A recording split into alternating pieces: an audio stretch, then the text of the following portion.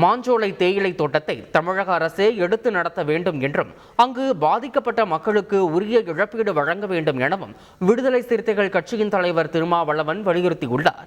சென்னை சேப்பாக்கத்தில் உள்ள பத்திரிகையாளர் மன்றத்தில் மாஞ்சோலை தேயிலை தொழிலாளர்களின் கோரிக்கைகள், எதிர்கொள்ளும் சிக்கல்கள் குறித்து அங்கு பணியாற்றும் தொழிலாளர்களுடன் விசிக தலைவர் திருமாவளவன் மற்றும் மே 17 இயக்க ஒருங்கிணைப்பாளர் திருமுருகன் காந்தி ஆகியோர் கலந்துரையாடினர்.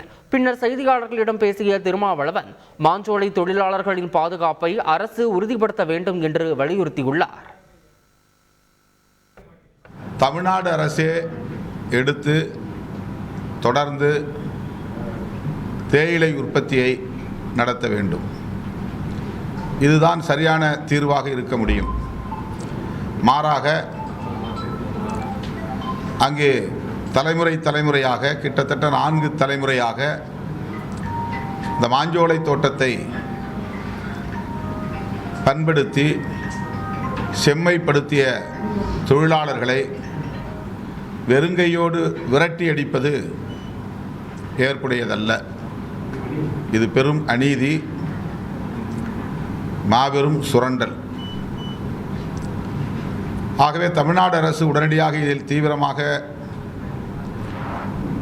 தலையிட வேண்டும்.